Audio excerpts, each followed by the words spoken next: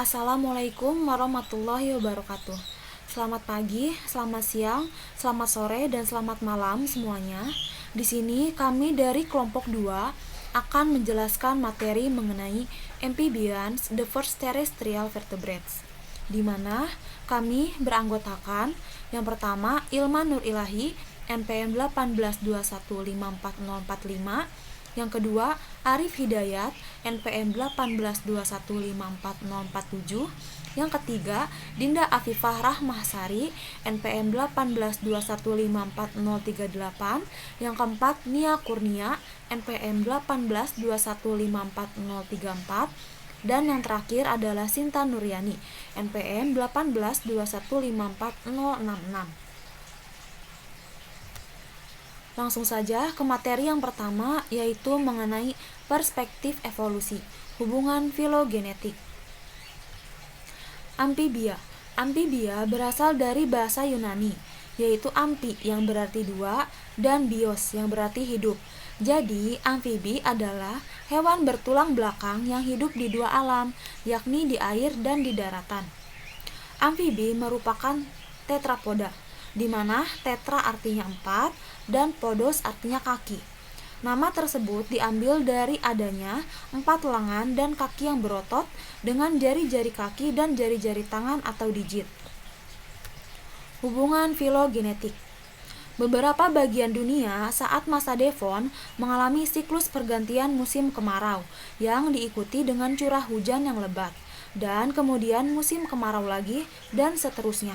Pada daerah seperti itu, beberapa ikan bersirip lobus yang memiliki paru-paru mungkin telah berkembang biak. Bisa dilihat pada struktur kerangka siripnya. Ini menunjukkan bahwa anggota badan yang berpasangan ini mungkin membantu pergerakan hewan tersebut di darat.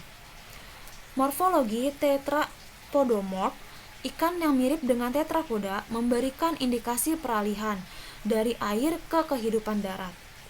Sirip dada dan sirip perut memiliki artikulasi yang mirip dengan anggota badan tetrapoda. Vertebrata darat tetrapoda pertama atau organisme amfibi basal memiliki kaki yang berasal dari sirip ini. Lalu di sini terdapat Ichthyostega, di mana Ichthyostega ini adalah fosil amfibi awal yang ditemukan di Greenland Timur di masa Devonian akhir. Panjang total spesimen yang direstorasi adalah sekitar 65 cm. Adaptasi terestrial berupa ikat pinggang atau tungkai dada dan panggul yang berat dan anggota badan kokoh yang mungkin membantu mendorong tubuh melintasi tanah, di mana terdapat rahang yang kuat, menunjukkan bahwa itu adalah predator di perairan dangkal yang mungkin berkelana ke pantai. Ciri-ciri lain termasuk tengkorak yang strukturnya mirip dengan ikan Sarcopterygian kuno dan ekornya mirip seperti sirip. Lalu bisa dilihat pada gambar, ini adalah pohon filogeni tetrapoda, di mana amfibi paling awal atau Ichthyostega muncul selama masa Devonian. Dan simbol belati ini menunjukkan taksa yang sudah punah. Sejumlah garis keturunan yang punah dihilangkan dan representasi dari 2 garis keturunan tetrapoda, yaitu Reptiliomorpha dan juga Amphibia, di mana garis keturunan Reptiliomorpha dari tetrapoda awal ini memunculkan reptilia termasuk burung, mamalia, dan taksa punah lainnya. Dan amphibia digunakan untuk menunjukkan garis keturunan banyak taksa yang punah dan Lysamphibia atau amfibi modern. Ada 3 kelas amfibi modern atau Lysamphibia, yaitu Gymnophiona, Caudata, dan juga Anura, di mana memiliki karakteristik kepala bergerak dan mekanisme rahang menangkap dan menggigit. Lalu 4 anggota badan dan penggerak terestrial. Terdapat digit pada tungkai dan modifikasi tengkorak, dan memiliki modifikasi tengkorak yang unik. Lalu, bahasan materi yang kedua adalah survei amfibia. Karakteristik kelas amfibia yang pertama adalah kulit dengan sekresi mukoid, yang kedua tidak memiliki sisik epidermis, bulu atau rambut, yang ketiga larva biasanya akuatik dan mengalami metamorfosis menjadi dewasa. Yang keempat, memiliki 2 ruang atrium di jantung. Yang kelima, memiliki 1 vertebra cervix dan 1 vertebra sacralis. Ordo pada amfibi modern atau Lysamphibia, di mana memiliki 3 ordo, yaitu yang pertama ordo Gymnophiona, contohnya adalah Cecilia, yang kedua adalah ordo Caudata, contohnya adalah salamander dan kadal air, lalu yang ketiga adalah ordo Anura, contohnya adalah katak dan kodok. Ordo Gymnophiona. Ordo Gymnophiona berasal dari bahasa Yunani, yaitu gymnos yang artinya telanjang dan ophineos seperti ular. Mengapa dikatakan seperti ular? Karena pada awalnya dianggap berkerabat dengan ular. Contoh dari Gymnophiona adalah Cecilia, di mana Cecilia berasal dari bahasa Latin, yaitu caecus, yang artinya adalah buta.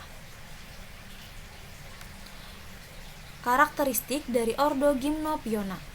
Yang pertama adalah badannya memanjang, lalu tanpa kaki, tersegmentasi oleh lipatan berbentuk cincin atau anular. Bisa dilihat ya bahwa kulitnya ini tersegmentasi oleh lipatan berbentuk cincin. Lalu ekornya pendek dan runcing. Beberapa hidup di air dan di dalam tanah. Tetapi sebagian besar Cecilia memakan cacing dan invertebrata lain di dalam tanah. Memiliki sepasang tentakel yang berada di antara mata dan lubang hidung. Nah, ini adalah tentakel pada Cecilia, di mana tentakel ini digunakan untuk kemampuan penciuman kedua selain indera penciuman pertama, yaitu hidungnya. Paru-paru kiri lebih kecil dari paru-paru kanan. Lalu mata berukuran kecil dan ditutupi oleh kulit, di mana hal ini membuat salah pengertian bahwa Cecilia itu buta. Hal ini tidak mesti benar, meskipun penglihatannya terbatas pada persepsi gelap-terang sederhana. Pembuahan bersifat internal, ada yang vivipar dan ovipar. Cecilia jantan memiliki organ mirip penis, disebut palodeum, yang dimasukkan ke kloaka betina selama 2-3 jam. Sekitar 25% spesies Cecilia ovipar atau bertelur. Telurnya itu dijaga oleh betina. Nah, ini adalah gambar di mana betina sedang menjaga telurnya. Pada beberapa spesies, Cecilia sudah bermetamorfosis saat menetas. Yang lain menetas menjadi larva.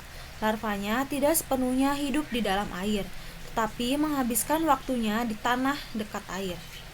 Lalu 75% spesies vivipar, yang artinya mereka melahirkan anak yang sudah berkembang.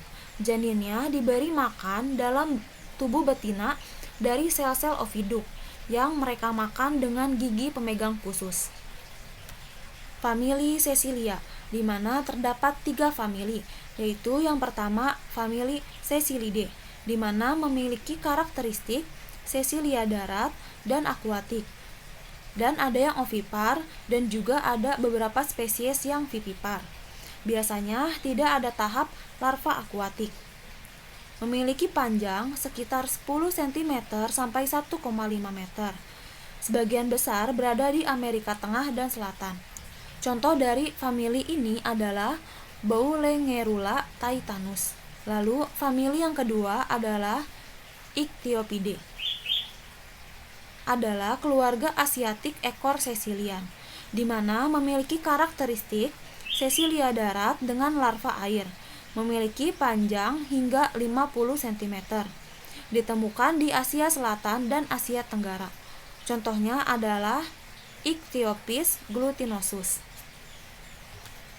Lalu, famili yang ketiga adalah Rhinatrematidae, di mana dikenal sebagai Cecilia ekor neotropis, atau Cecilia ekor Amerika, atau Cecilia berparuh. Cecilia ini adalah Cecilia darat dan memiliki larva air. Memiliki panjang hingga 30 cm. Ditemukan di Amerika Selatan. Contoh dari famili ini adalah Epicryonops sp. Lalu ordo Caudata. Caudata berasal dari bahasa Latin, yaitu cauda yang artinya ekor dan ata artinya menanggung. Jadi ordo Caudata ini adalah amfibi yang memiliki ekor. Karakteristik dari ordo Caudata yang pertama adalah memiliki ekor yang panjang. Yang kedua, memiliki 2 pasang kaki, lalu tidak memiliki rongga telinga tengah. Sebagian besar salamander memiliki 4 jari pada kaki depan dan 5 jari pada kaki belakang. Habitat di tempat yang lembab atau di dekat air. Kulit tidak memiliki sisik, lembab dan halus saat disentuh, kecuali kadal air. Nah, ini adalah contoh dari kadal air. Sebagian besar pembuahan internal tanpa senggama. Jantan biasanya menyimpan spermatofor di tanah atau di air menurut spesiesnya, dan betina mengambil dengan kloaka. Lalu sperma disimpan dalam kantong khusus, yaitu spermateka. Telur dibuahi saat melewati kloaka dan disimpan dalam rumpun atau berderetan. Jadi telurnya ini disimpan dalam rumpun atau berderetan. Nah, ini adalah contoh gambarnya. Lalu, larvanya ini mirip dengan salamander dewasa, tetapi lebih kecil. Larva sering memiliki insang luar, sirip ekor, gigi larva, dan lidah belum sempurna. Nah, ini adalah larva dari salamander, di mana dia memiliki insang luar. Lalu, tahap larva akuatik biasanya bermetamorfosis menjadi terestrial dewasa. Famili pada salamander, yaitu terdapat 9 famili. Famili yang pertama adalah famili Ambystomatidae, di mana salamander ini kebanyakan hidup di darat, memiliki larva air panjang hingga 30 cm, terdapat di Amerika Serikat dan beberapa wilayah Kanada. Contoh dari famili ini adalah tiger salamander atau Ambystoma maculatum. Lalu famili yang kedua adalah Amphiumidae, di mana dikenal oleh para nelayan sebagai belut conger atau ular Kongo. Salamander air memanjang tanpa insang, terdiri dari 1 genus yaitu Amphiuma dan 3 spesies. Yaitu contohnya adalah Amphiuma tridactylum atau Amphiuma berujung 3. Lalu ada juga Amphiuma berujung 2 atau Amphiuma means, dan ada juga Amphiuma berujung 1 atau Amphiuma poleter. Dan famili ini terdapat di Amerika Utara. Lalu famili yang ketiga adalah Cryptobranchidae atau salamander raksasa. Berasal dari bahasa Yunani crypto yang artinya adalah tersembunyi dan cabang yang artinya adalah insang, yang mengacu pada bagaimana anggota menyerap oksigen melalui kapiler yang terdapat di samping yang berfungsi sebagai insang.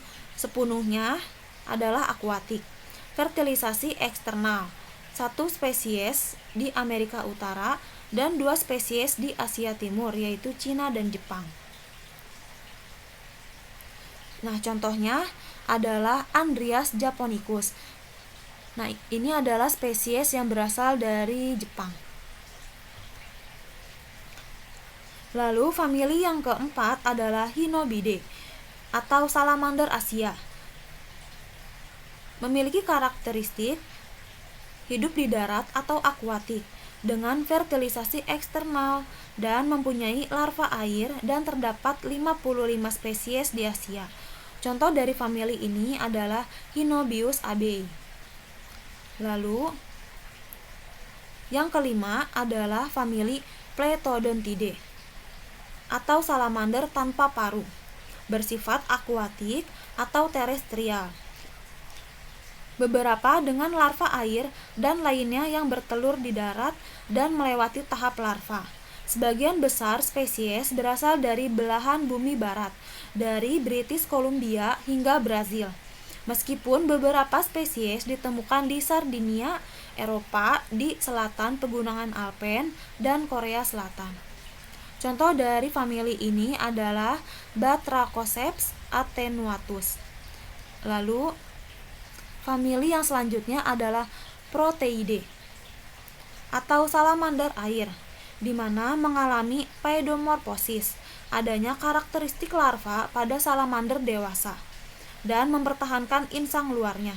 Bisa dilihat pada salamander dewasa ini tetap memiliki insang luar.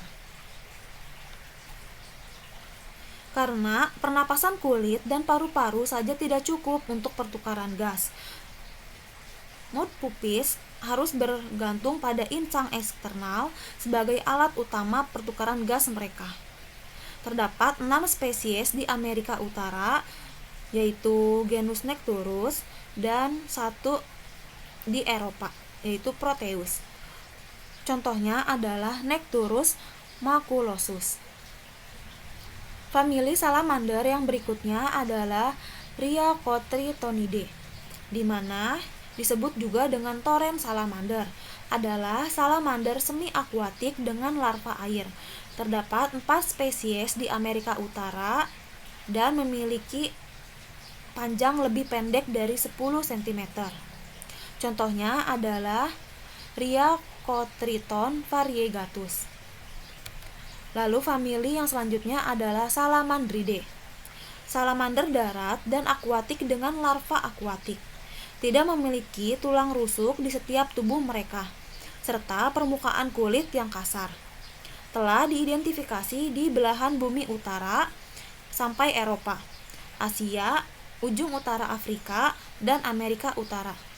Contohnya adalah kadal air atau Notophthalmus viridescens. Lalu famili yang terakhir adalah famili Sirinidae, atau disebut juga dengan salamander air. Memiliki tungkai depan yang sangat kecil dan tidak memiliki tungkai belakang sama sekali. Bisa dilihat ya pada gambar bahwa famili ini memiliki tungkai depan namun tidak memiliki tungkai belakang. Memiliki insang luar yang berkumpul di leher, baik dalam keadaan larva atau dewasa. Bisa dilihat. Nah ini adalah insang luarnya. Dan famili ini hanya ditemukan di Amerika Serikat Tenggara dan Meksiko Utara. Contoh dari famili Sirinidae adalah Siren intermedia. Ordo Anura. Anura berasal dari bahasa Yunani, yaitu a artinya tanpa dan oura artinya ekor. Jadi Anura adalah hewan amfibi yang tidak memiliki ekor pada saat dewasa. Karakteristik dari ordo Anura yang pertama, memiliki ekor saat larva dan tidak memiliki ekor saat dewasa. Kaki belakang memanjang dan berselaput, dimodifikasi untuk melompat dan renang. Bisa dilihat ya, kaki belakangnya ini memanjang dan berselaput. Lalu terdapat 4 jari kaki depan, 1, 2, 3, 4, dan 5 jari kaki belakang, 1, 2, 3, 4, 5. Lalu terdapat 5 sampai 9 vertebra presakral. Vertebra postsakral menyatu menjadi urostyle atau tulang ekor seperti batang. Lalu ciri yang selanjutnya adalah timpanum dan laring berkembang dengan baik. hidup di tempat yang lembab, dan mengalami fertilisasi eksternal. Subordo pada Anura. Subordo pada Anura ini dibedakan menjadi 3, yaitu Archaeobactracia, Neobactracia, dan Mesobatracia. Archaeobactracia adalah katak paling primitif. Katak ini memiliki ciri-ciri morfologi yang kebanyakan ditemukan pada katak punah dan tidak ada pada sebagian besar spesies katak modern atau Neobatracia. Famili pada subordo ini yaitu Ascapidae, Bombinatoridae, Dicloglossidae, dan Leiopelmatidae. Lalu subordo yang kedua adalah Neobatracia. Adalah katak paling modern. Sebagian besar katak ini memiliki ciri-ciri morfologis yang lebih kompleks dari katak Mesobatracian dan Archaeobactracian, seperti memiliki tulang palatin, terdapat adduktor longus, dan memiliki 21 famili, yaitu Alloprinidae, Arthroleptidae, Buffonidae, Ranidae, dan lain-lainnya. Lalu subordo yang ketiga adalah Mesobatracia, di mana mesos artinya tengah dan batracia artinya katak. Jadi Mesobatracia ini dianggap sebagai mata rantai evolusioner antara Archaeobactracia dan Neobatracia.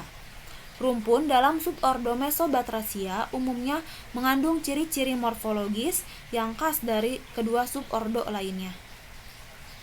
Misalnya, kan tulang palatin ini tidak dimiliki oleh Archaeobactracia dan tulang palatin ini dimiliki oleh Neobatracia. Namun, dalam famili Mesobatracia, hal itu dapat bergantung pada spesies apakah ada tulang palatin atau tidak. Perbedaan katak dan kodok. Katak termasuk pada famili Ranidae, sedangkan kodok termasuk pada famili Buffonidae. Katak memiliki kulit yang licin atau halus, sedangkan kodok memiliki kulit yang kasar, berbintil-bintil, dan relatif kering. Nah, ini adalah kongkang gading, merupakan contoh dari katak, dan ini adalah kodok buduk sungai atau Bufo asper, yang merupakan contoh dari kodok. Sekian materi dari saya, selanjutnya saya serahkan kepada pemateri kedua. Baik, bismillahirrahmanirrahim. Terima kasih kepada pemateri sebelumnya. Materi selanjutnya mengenai evolutionary fractures, bagian external structure and locomotion, serta nutrition and digestive system akan dijelaskan oleh saya sendiri. Seperti yang telah kita ketahui, bahwa vertebrata kebanyakan memiliki lapisan eksternal berupa kulit yang berfungsi melindungi dari lingkungan. Di sini ada karakteristik kulit dari kelas amfibi. Yang pertama, kulit amfibi tidak memiliki lapisan sisik, tetapi pengecualian kepada ordo atau sebagian besar sesilia, dan juga tidak memiliki bulu ataupun rambut. Tetapi kulit amfibi memiliki kelenjar granular yang menghasilkan racun. Semua amfibi memiliki sekresi kelenjar yang berbahaya atau beracun dalam berbagai tingkat. Kelenjar yang menghasilkan sekresi ini disebut kelenjar granular. Kelenjar granular ini terdistribusi ke seluruh tubuh atau kulit dari amfibi itu sendiri. Mereka mengeluarkan campuran kimia kompleks dari senyawa aktif biologis termasuk alkaloid, peptida, amina biogenik, dan steroid. Bahan kimia dikeluarkan saat amfibi mengalami stres untuk mencegah pemangsa potensial dan untuk melindungi dari infeksi bakteri dan jamur. Sekresi kelenjar granular memiliki efek neurotoksik, miotoksik, antibakteri, dan anti jamur. Neurotoksin pada kulit katak dalam keluarga Dendrobatidae telah digunakan oleh penduduk asli Amerika Selatan untuk mengarahkan panah racun. Selain itu, amfibi memiliki kromatofor yang bertanggung jawab atas perubahan warna kulit. Kromatofor ini adalah sel khusus di epidermis dan juga dermis kulit untuk mengubah warna pada kulit amfibi.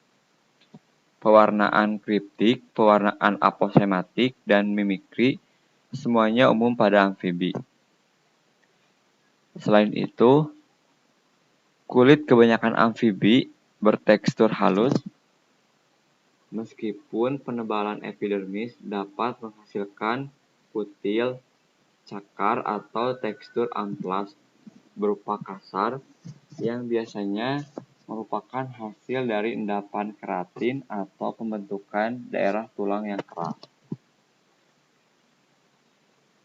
Selanjutnya, kulit amfibi berfungsi sebagai yang pertama sebagai pertahanan. Seperti yang telah dijelaskan sebelumnya, pertahanan ini terhadap mikroorganisme infektif, sinar UV, dan juga mengeluarkan racun yang berfungsi untuk pertahanan tubuh bagi pemangsa. Selain itu berfungsi sebagai pengaturan suhu. Seperti yang telah kita ketahui bahwa amfibi memiliki karakteristik hidup pada dua alam, maka ketika amfibi tersebut di darat, kulit amfibi berfungsi sebagai pengatur suhu atau pencegah dari pengeringan. Selain itu berfungsi sebagai penyerapan dan penyimpanan air dan juga sebagai pertukaran gas. Selanjutnya mengenai dukungan dalam pergerakan pada amfibi.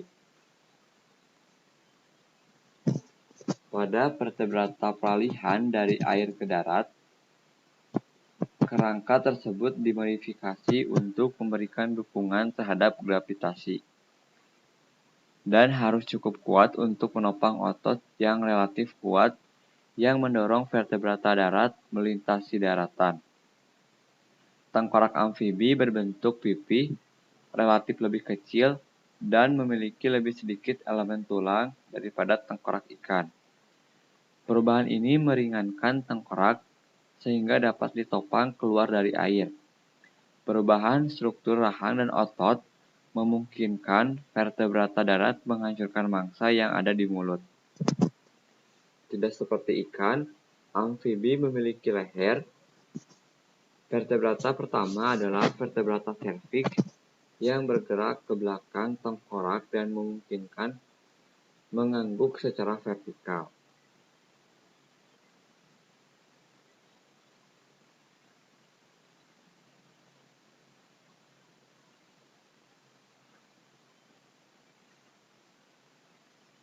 Selanjutnya, dalam hal pergerakan, beberapa ordo pada amfibi seperti salamander menggunakan bentuk penggerakan yang relatif tidak terspesialisasi yang mengingatkan pada gelombang bergelombang yang melewati tubuh ikan.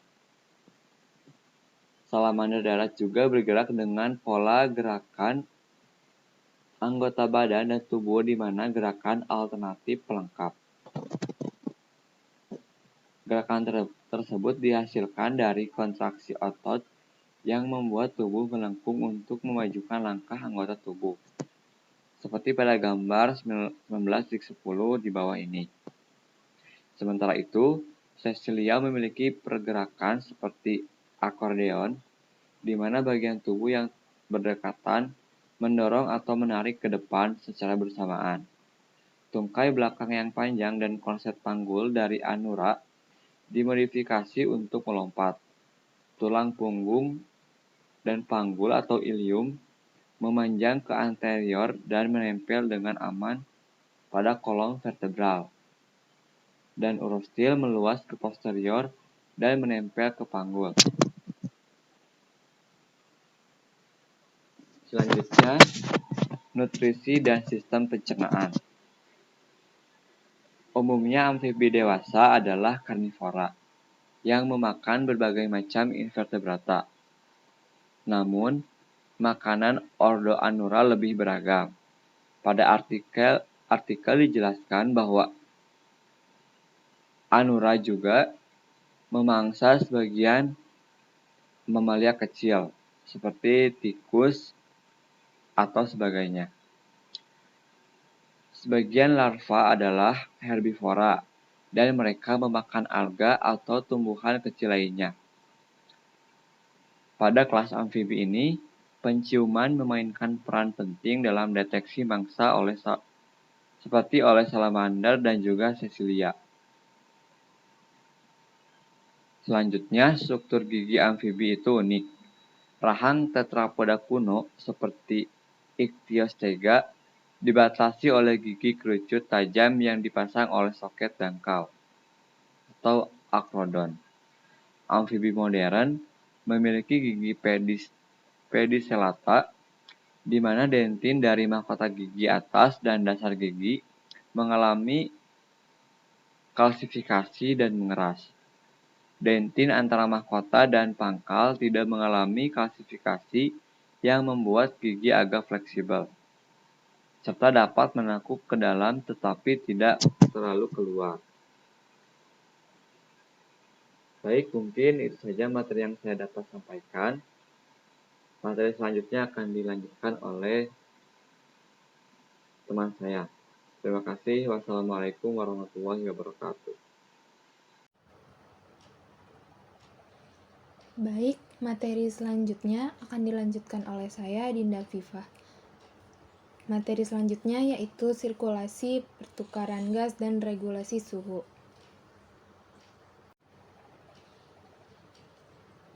Yang pertama yaitu ada sirkulasi. Pada hewan-hewan amfibi, mereka memiliki 3 ruang pada jantung, yaitu 2 atrium dan 1 ventrikel. Ventrikel akan memompakan darah ke dalam sebuah arteri bercabang yang mengarahkan darah melalui 2 sirkulasi, yaitu sirkulasi pulmo dan sirkulasi sistemik. Sirkulasi pulmo ini mengarah ke jaringan pertukaran gas, di mana darah akan mengambil oksigen sembari mengalir melalui kapiler. Darah yang kaya oksigen akan kembali ke atrium kiri jantung dan kemudian sebagian besar diantaranya dipompakan ke dalam sirkulasi sistemik. Sirkulasi sistemik membawa darah yang kaya oksigen ke seluruh organ tubuh dan kemudian mengembalikan darah yang miskin oksigen ke atrium kanan melalui vena. Skema ini yang disebut dengan sirkulasi ganda atau double circulation, yang menjamin aliran darah yang kuat ke otak, otot, dan organ-organ lain karena darah itu dipompa untuk kedua kalinya setelah kehilangan tekanannya dalam hamparan kapiler paru-paru dan kulit. Keadaan ini sangat berbeda dari sirkulasi tunggal pada ikan, di mana darah mengalir secara langsung dari organ respirasi ke organ lain dengan tekanan yang semakin berkurang.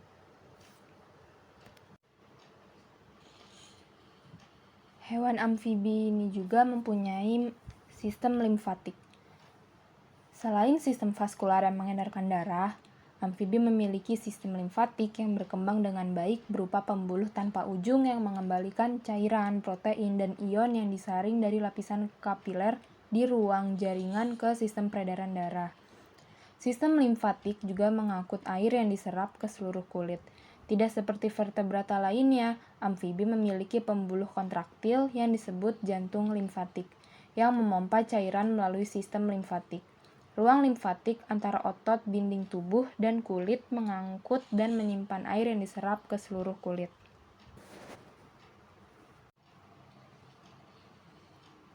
Yang kedua yaitu pertukaran gas. Kulit amfibi ini lembab dan kaya akan kapiler. Kedua faktor ini yang memungkinkan kulit berfungsi sebagai organ pernapasan. Pertukaran gas di seluruh kulit disebut dengan respirasi kulit atau cutaneous respiration yang dapat terjadi di air ataupun di darat. Kemampuan ini memungkinkan katak menghabiskan musim dingin di lumpur di dasar kolam. Sedangkan pada salamander, 30 hingga 90% itu pertukaran gas terjadi di seluruh kulit. Kemudian, pertukaran gas juga terjadi di seluruh permukaan lembab dari mulut dan faring yang dinamakan dengan respirasi bukofaring atau bucopharyngeal respiration yang menyumbang 1 hingga 7% dari total pertukaran gas. Respirasi kulit dan bukofaring memiliki kelemahan, yaitu kontribusinya terhadap pertukaran gas total relatif konstan. Jumlah gas yang dipertukarkan di seluruh permukaan ini tidak dapat ditingkatkan bila laju metabolismenya meningkat. Paru-paru dapat mengkompensasi kekurangan ini. Saat suhu lingkungan dan aktivitas meningkat, paru-paru berkontribusi lebih banyak pada pertukaran gas total. Pada suhu 5 derajat Celcius, sekitar 70% pertukaran gas terjadi di seluruh lapisan kulit dan mulut katak. Pada suhu 25 derajat Celcius, jumlah absolut dari pertukaran oksigen di seluruh permukaan tubuh bagian luar tidak berubah secara signifikan, tetapi karena peningkatan respirasi paru-paru, pertukaran di seluruh permukaan kulit dan mulut hanya menyumbang sekitar 30% dari total pertukaran oksigen. Regulasi suhu. Hewan-hewan amfibi ini bersifat ektotermik, yaitu mereka bergantung pada sumber panas eksternal untuk menjaga suhu tubuh. Hewan air yang tidak terisolasi dengan baik, terlepas dari berapa banyak panas metabolik yang dihasilkannya, kehilangan panasnya itu secepat ketika diproduksi, karena sifat penyerap panas yang kuat dari air. Oleh karena itu, ketika amfibi berada di dalam air, mereka mengatur suhu lingkungannya. Di darat, suhu tubuh mereka dapat berbeda dari suhu lingkungannya. Amfibi dapat menghangatkan diri dengan berjemur di bawah sinar matahari atau berbaring di permukaan yang hangat. Suhu tubuhnya bisa naik 10 derajat Celcius di atas suhu udara. Berjemur setelah makan adalah hal yang biasa, karena peningkatan suhu tubuh meningkatkan laju semua reaksi metabolik, termasuk fungsi pencernaan, pertumbuhan, dan penumpukan lemak yang diperlukan untuk bertahan dalam periode dormansi. Suhu lingkungan harian dan musiman amfibi sering berfluktuasi secara luas, dan oleh karena itu, amfibi memiliki toleransi suhu yang luas. Suhu kritis ekstrim untuk beberapa salamander berada di antara -2 dan 27 derajat Celcius. Dan untuk beberapa anura antara 3 dan 41 derajat Celcius.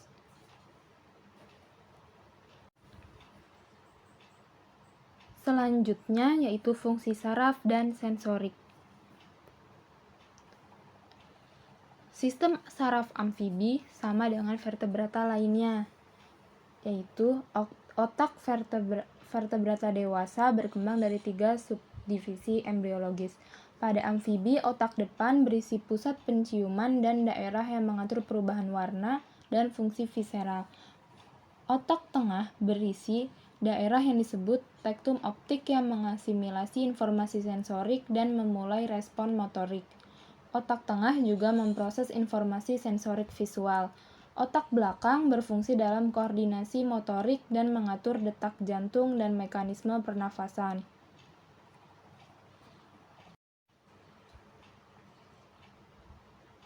Banyak reseptor sensorik amfibi tersebar luas di kulit. Beberapa di antaranya hanyalah ujung saraf yang merespon panas, dingin, dan nyeri. Garis lateral sistem strukturnya mirip dengan yang ditemukan pada ikan, dan memang demikian adanya hadir di semua larva air seperti salamander dewasa akuatik dan beberapa anura dewasa. Reseptor ini merespon getaran frekuensi rendah di air dan pergerakan air relatif terhadap hewan.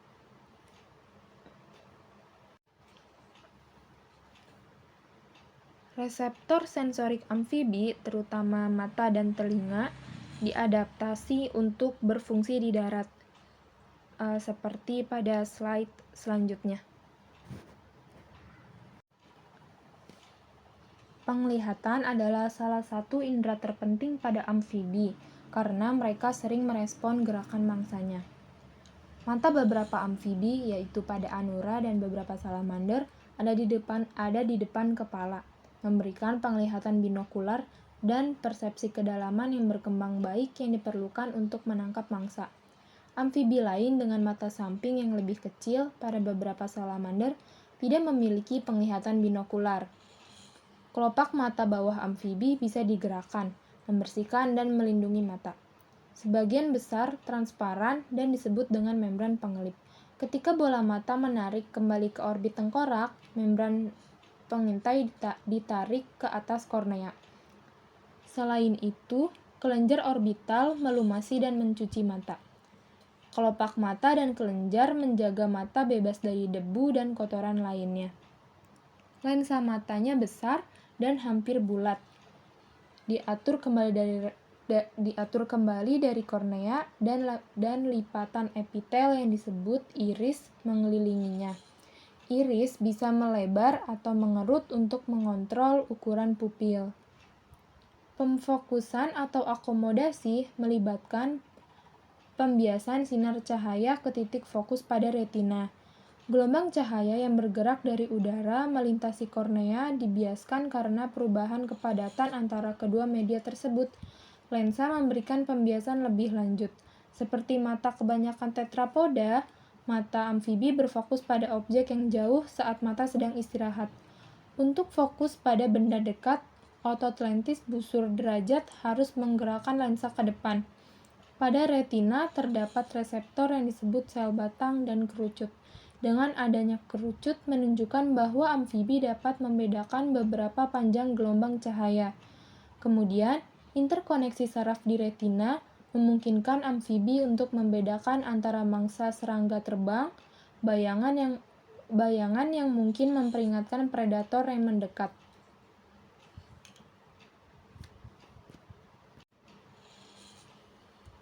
Kemudian, sistem pendengaran amfibi merupakan adaptasi evolusioner terhadap kehidupan di darat.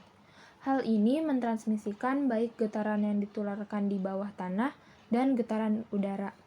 Telinga pada anura terdiri dari membran timpani, telinga tengah, dan telinga bagian dalam. Membran timpani adalah sepotong integumen yang direntangkan di atas cincin tulang rawan yang menerima getaran di udara dan mengirimkannya ke telinga tengah, yang merupakan ruang di bawah membran timpani. Berbatasan dengan membran timpani adalah tulang telinga tengah yang disebut stapes, yang mentransmisikan getaran membran timpani ke telinga bagian dalam. Getaran udara frekuensi tinggi, yaitu sekitar 1000 hingga 5000 Hz, ditransmisikan ke telinga bagian dalam melalui membran timpani. Getaran yang frekuensinya rendah, sekitar 100 hingga 1000 Hz, ditransmisikan ke telinga bagian dalam melalui osikel kedua yang disebut operculum. Baik, materi selanjutnya akan dijelaskan oleh saya, Nia Kurnia. Materi yang akan saya jelaskan ialah mengenai excretion and osmoregulation. Nah, di mana ekskresi ini adalah proses pengeluaran zat yang sisa hasil metabolisme yang sudah tidak digunakan lagi oleh tubuh, seperti CO2, H2O, NH3, zat warna empedu, dan asam urat. Nah, sistem ekskresi pada amfibi ini dikerjakan oleh paru-paru, kulit, dan ginjal. Nah, paru-paru bertugas untuk bernafas di daratan, sementara kulit digunakan untuk bernafas selama amfibi tersebut berada di dalam air. Nah, hal ini dikarenakan paru-paru amfibi tidak dapat bekerja maksimal di dalam air. Lalu, ginjal pada amfibi berperan pula sebagai alat penyaring dan pengeluaran urin. Amfibi ini menggunakan ginjal jenis Opisthonephros. Mana sih ini? Nah, ginjal panjang ini akan bermuara di saluran urogenital, yaitu tepatnya di lubang kloaka. Nah, ginjal amfibi ini terletak di kedua sisi dorsal aorta di dinding dorsal rongga tubuh. Produk limbah nitrogen yang diekskresikan amfibi ini adalah amonia atau urea. Beberapa amfibi mengeluarkan amonia ketika di air dan urea ketika di darat. Nah, amfibi yang menghabiskan lebih banyak waktu di darat ini mengeluarkan urea yang diproduksi dari amonia di dalam hati. Nah, meskipun urea ini kurang beracun daripada amonia, namun masih membutuhkan sejumlah air yang relatif besar untuk ekskresinya. Nah, namun tidak seperti amonia, urea ini dapat disimpan di kandung kemih. Selanjutnya ada osmoregulasi, di mana osmoregulasi ini adalah imbangan air dan ion antara di dalam tubuh dan lingkungannya melalui mekanisme pengaturan tekanan osmosis. Nah, ketika amfibi ini di dalam air, mereka harus menghindari tubuhnya memiliki kelebihan air, dan di dalam air mereka ini menghemat ion esensial. Ginjal amfibi ini menghasilkan urin hipotonik dalam jumlah besar, dan kulit serta dinding kandung kemih mengangkut Na1, Cl2, dan ion lain ke dalam darat. Namun ketika di darat, amfibi harus menghemat air. Nah, amfibi ini amfibi yang sudah dewasa tidak mengganti air dengan sengaja minum. Mereka memiliki karakteristik kulit yang kedap udara dan ginjal yang mampu menghasilkan urin hipertonik. Amfibi ini membatasi kehilangan air dengan perilaku mengurangi paparan dari kondisi yang kering. Nah, biasanya pada siang hari amfibi ini mundur ke area kelembaban yang tinggi seperti di bawah batu atau di dalam batang kayu. Nah, sistem penghematan air pada amfibi juga ia dapat menyimpan air untuk sementara. Nah, air yang terakumulasi dalam kandung kemih dan kantung getah bening dapat diserap kembali secara selektif untuk menggantikan kehilangan air. Nah, amfibi yang tinggal di lingkungan yang sangat kering dapat menyimpan volume air setara dengan 35% dari total berat badan mereka. Materi selanjutnya mengenai reproduction, development, and metamorphosis. Reproduksi dari amfibi ini biasanya melalui fertilisasi eksternal, kecuali pada golongan sesilian dan kebanyakan salamander. Pada saat musim kawin tiba, katak jantan akan menempelkan tubuhnya pada punggung katak betina dan menekan perut katak betina. Nah, posisi katak jantan menempel dan menekan perut katak betina ini dinamakan amplexus. Nah, selama amplexus, jantan melepaskan sperma dan betina melepaskan telur.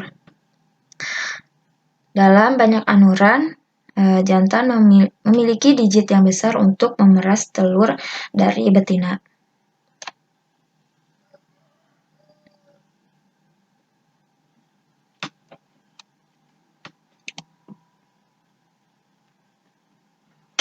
Di daerah beriklim sedang, suhu tampaknya faktor lingkungan yang terpenting dalam menginduksi perubahan fisiologis yang terkait dengan pemuliaan. Dan periode pemulihan berproseri terjadi pada musim semi dan musim panas.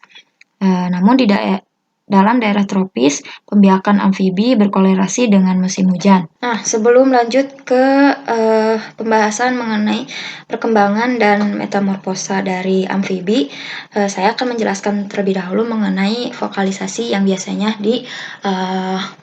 dikeluarkan oleh si amfibi, terutama katak. Nah, vokalisasi ini merupakan produksi suara, terutama merupakan fungsi reproduksi anuran laki-laki. Nah, panggilan ini digunakan untuk menarik betina ke daerah pemuliaan dan mengumumkan kepada jantan lain bahwa wilayah tersebut telah diduduki oleh si anuran yang mengeluarkan suara tersebut. Selanjutnya ada perkembangan dan metamorfosis dari amfibi. Nah, apa sih itu metamorfosis? Metamorfosis adalah serangkaian perubahan struktural, fisiologis, dan perilaku mendadak yang mengubah larva menjadi dewasa. Nah, pada metamorfosis dan perkembangan dari amfibi ini bisa kita lihat sendiri ya. Ada fase dimulai dari telur, lalu ada berudu, lalu ada katak anak-anak dan katak dewasa. Nah, dimulai dari fase telur ini. Nah, telur katak ini diperoleh dari hasil pembuahan luar sel telur betina oleh sel telur jantan. Jadi si jantan sama betinanya ini dia melakukan perkawinan dengan cara ampleksius lalu menghasilkan telur.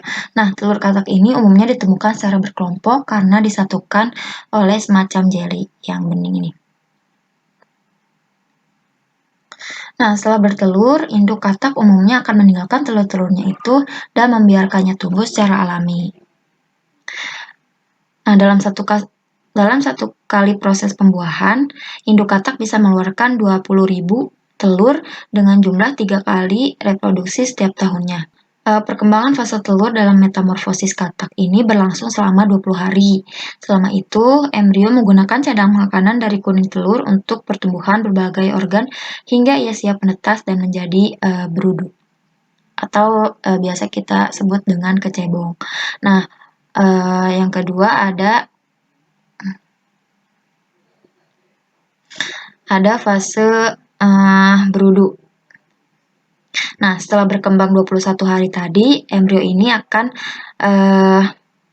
keluar dari cangkang telur sebagai kecebong atau berudu. Pada tahap awal, berudu umumnya masih akan memakan sisa makanan dari cangkangnya hingga fungsi tubuhnya memungkinkan untuk mencari makan sendiri. Nah, berudu ini memiliki ekor yang panjang untuk menunjang pergerakannya di dalam air. Berudu ini juga memiliki insang eksternal yang digunakan untuk pernafasan dan sebuah mulut yang digunakan sebagai alat makan. Nah, fungsi insang pada berudu ini sama halnya seperti fungsi insang pada ikan. Nah, sementara makanan dari fase ini dia selain tadi memakan sisa-sisa telur, dia juga bisa memakan ganggang dan mikroorganisme air lainnya. Selama 5 minggu dari fase berudu ini, berudu akan terus mengalami perubahan bentuk morfologis dan fungsi fisiologis organ. Nah, bisa kita lihat di sini ya, dari dia lahir sampai ke berudu yang ini mengalami perubahan berupa tumbuhnya kaki depan. Selain kaki, juga paru-paru pada fase ini mulai berkembang sebagai persiapan masuknya fase baru dalam proses metamorfosis yang dilaluinya. Nah, setelah mengalami fase pertumbuhan, berudu ini mulai berubah bentuk. Mulutnya akan melebar, insangnya hilang, ekornya memendek, dan paru-parunya telah hampir berfungsi. Nah, pada fase ini kita akan melihat berudu berubah menjadi seekor katak muda. Dalam proses metamorfosis katak ini, fase ketiga ini umumnya berlangsung selama 3 minggu hingga akhirnya bentuk katak muda telah sempurna menjadi katak dewasa. Nah, katak dewasa ini telah memiliki paru-paru yang berfungsi sebagai alat pernafasan di daratan, dan kakinya tumbuh kuat dan memiliki selaput antar setiap jarinya. Sementara ekornya telah benar-benar hilang. Sekian materi yang dapat saya sampaikan, akan dilanjutkan oleh pemateri selanjutnya. Terima kasih kepada pemateri sebelumnya yang sudah mempersilahkan saya untuk melanjutkan materi. Materi yang akan saya sampaikan yaitu amfibian dalam bahaya. Global Amphibian Assessment memperkirakan bahwa sepertiga dari 6.000 spesies amfibi diklasifikasikan sebagai terancam punah. Lebih dari 120 spesies telah mengalami kepunahan dalam 25 tahun terakhir. Dikarenakan si kulit amfibi ini yang sensitif serta tipis dan mudah ditembus. Nah, ini juga berkaitan dengan kehidupan ganda amfibi itu sendiri gitu. yang hidup di darat dan juga di air. Polutan yang terbawa air dan udara akan dengan cepat menembus kulit amfibi. Kemudian, tahapan perkembangan amfibi yang bergantung pada lingkungan lembab juga akan cepat mati oleh pengeringan. Peristiwa lokal dapat mengakibatkan musnahnya populasi amfibi. Hutan tebang habis memungkinkan sinar matahari mencapai lantai hutan dan mengeringkan habitat lembab yang dibutuhkan oleh amfibi. Penambangan, pengeboran, operasi industri dan pertanian, serta perluasan perkotaan juga sama akan menghancurkan habitat amfibi. Penyebab penurunan amfibi yang pertama dikarenakan jamur sitrid yang mematikan. Sitridomycosis telah terlibat dalam kematian amfibi lokal dan massal di seluruh Amerika, Australia, Selandia Baru, dan Spanyol. Fakta bahwa jamur mempengaruhi kulit menyebabkan kekasaran dan ulserasi, menunjukkan bahwa penyebab kematian mungkin terkait dengan fungsi kulit untuk mengatur pernapasan dan air.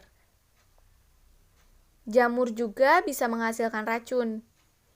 Para peneliti di Pusat Pengendalian Penyakit telah menemukan bukti bahwa jamur ini berasal dari Afrika Selatan dan mungkin telah diperkenalkan ke daerah lain pada spesies katak yang tidak rentan terhadap Sitridomycosis. Katak bercakar Afrika, Xenophus laevis, telah terlibat karena katak ini menyimpan jamur di Afrika Selatan dan telah diangkut ke seluruh dunia untuk digunakan di laboratorium penelitian dan juga sebagai hewan akuarium. Penyebab kedua penurunan amfibi ini yaitu perubahan iklim. Iklim yang berubah juga terlibat dalam mendorong penyebaran Sitridomycosis yang tadi. Beberapa penelitian menunjukkan perubahan fisiologi amfibi terkait dengan musim dingin yang ringan. Kemudian, mengubah pola curah hujan juga dapat mengganggu proses produksi dan perkembangan dari si amfibi ini. Peningkatan suhu dan peningkatan jumlah hari-hari kering, maksudnya pengeringan gitu, di hutan pegunungan Costa Rica diduga sebagai penyebab utama punahnya katak emas atau Bufo periglenes. Nah, selain kemungkinan penyebab yang tadi, ada juga penyebab lain, yaitu radiasi ultraviolet, terutama UVB dalam rentang panjang gelombang 280 hingga 320 nm, polutan dan pengendapan asam dapat berkontribusi pada kepunahan amfibi. Jadi, tindakan konservasi yang mendesak diperlukan untuk menyelamatkan amfibi dari kepunahan. Upaya konservasi yang beragam diperlukan untuk membantu melindungi amfibi. Program pemantauan populasi diperlukan untuk mengidentifikasi populasi amfibi dan memantau kesehatan mereka. Hukum diperlukan untuk melindungi amfibi dari pengumpulan dan pengangkutan tanpa izin. Konservasi lahan basah melindungi habitat rapuh yang dibutuhkan amfibi. Dalam jangka panjang, undang-undang untuk membalikan perubahan iklim sangat dibutuhkan. Dalam jangka pendek, kelompok konservasi mengumpulkan dana untuk program penangkaran dan kebun binatang di seluruh dunia untuk membantu melestarikan ratusan spesies amfibi yang terancam punah. Nasib amfibi memiliki implikasi yang melampaui satu kelompok vertebrata ini. Karena kepekaan mereka terhadap perubahan lingkungan, amfibi adalah indikator ekosistem. Mereka memperingatkan kita tentang masalah yang mengancam semua spesies. Jadi, amfibi sangat rentan terhadap gangguan lingkungan karena kehidupan ganda mereka di darat dan di air, serta karena kulitnya yang tipis dan dapat ditembus. Kemudian, perubahan iklim dan kerentanan terhadap jamur sitrid telah mengakibatkan penurunan populasi yang mengkhawatirkan. Program pelestarian lahan basah, pemantauan populasi, dan penangkaran diperlukan untuk membantu menyelamatkan populasi amfibi. Materi selanjutnya yaitu pertimbangan filogenetik lebih lanjut. Ada 3 rangkaian perubahan evolusioner dalam garis keturunan Sarcopterygian memungkinkan pergerakan ke darat. 2 di antaranya terjadi cukup awal, sehingga ditemukan di semua amfibi. Salah satunya adalah serangkaian perubahan pada kerangka dan otot yang memungkinkan mobilitas yang lebih besar di darat. Perubahan kedua melibatkan mekanisme rahang dan kepala bergerak yang memungkinkan eksploitasi efektif sumber daya serangga di darat. Susunan otot rahang yang memungkinkan ikan tetrapodomorf untuk menjepret, menangkap, dan memegang mangsanya bersifat adaptif ketika tetrapoda awal mulai memakan serangga di lingkungan darat. Kemudian, perubahan ketiga terjadi pada garis keturunan ketuban. Perkembangan telur yang tahan terhadap. Meskipun telur ketuban tidak sepenuhnya terlepas dari air, membran ekstraembrionik yang terbentuk selama perkembangan melindungi embrio dari pengeringan, menyimpan limbah, dan meningkatkan pertukaran gas. Selain itu, telur ini memiliki cangkang kasar atau klasifikasi yang bersifat melindungi, namun cukup berpori untuk memungkinkan pertukaran gas dengan lingkungan. Banyak amfibi dan bahkan beberapa ikan juga bertelur yang tahan pengeringan. Akan tetapi, struktur khusus telur ketuban merupakan ciri penting yang menyatukan reptil, termasuk burung dan mamalia, dan merupakan salah satu kunci keberhasilan garis keturunan ini. Silsilah Reptiliomorph mencakup amniota serta anggota anamniot punah yang memiliki karakteristik yang sama pada amfibi dan reptil kontemporer. Anamniot ini tidak dianggap reptil seperti yang didefinisikan oleh taksonomi modern.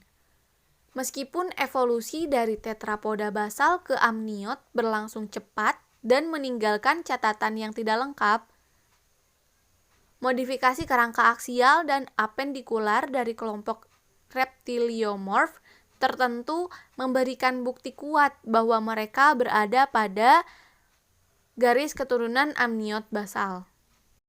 Anthracosaurus sering dikenali sebagai tetrapoda anamniot yang merupakan nenek moyang amniota karena mereka memiliki sejumlah fitur yang ada pada amniota, tetapi tidak pada amniota Paleozoikum atau yang lebih baru. Fitur-fitur ini termasuk modifikasi atlas atau sumbu yang memungkinkan kepala lebih bergerak, rangkaian karakteristik vertebral mirip reptil, dan tidak seperti nenek moyang tetrapodomorph. Pelengkap berjari 5.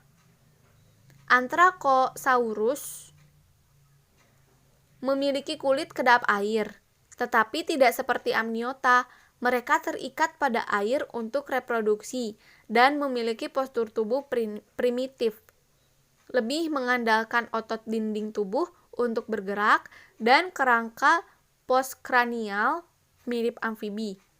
Selain itu, Anthracosaurus memiliki tulang rusuk yang tidak lengkap, yang menunjukkan bahwa mereka mungkin bergantung pada pompa bukal untuk ventilasi paru-paru. Diadectomorph dianggap sebagai basal amniot. Mereka berbagi sejumlah karakteristik turunan dengan reptilia awal yang tidak terlihat pada nenek moyang mereka yang telah menjadi fosil. Adaptasi tulang belakang dan tengkorak memperkuat kerangka kehidupan tanpa adanya dukungan apung air. Kerangka apendikuler Diadectomorph kurang luas dan lebih baik bersendi dibandingkan pendahulunya. Strategi reproduksi Diadectomorph masih diperdebatkan. Mereka mungkin memiliki telur ketuban air non-shelled dengan perkembangan langsung atau telur sepenuhnya terestrial. Meskipun jalur pastinya sangat kontroversial, kita tahu bahwa 2 garis keturunan amniota berbeda dari amniota basal. Salah satunya garis keturunan diapsid, diwakili oleh reptilia termasuk burung. Garis keturunan lainnya yaitu garis keturunan sinapsid yang diwakili oleh mamalia dan pendahulu awal mereka. Jadi perubahan evolusioner dalam garis keturunan tetrapodomorph yang mengakibatkan pergerakan ke darat termasuk perubahan pada kerangka dan otot untuk penyangga dan pergerakan, perubahan mekanisme rahang dan kerangka leher mendorong makan di darat, evolusi telur ketuban dalam garis keturunan reptiliomorph menyebabkan evolusi reptilia termasuk burung dan mamalia. Sekian materi dari kelompok kami. Kurang lebihnya mohon maaf. Wassalamualaikum warahmatullahi wabarakatuh.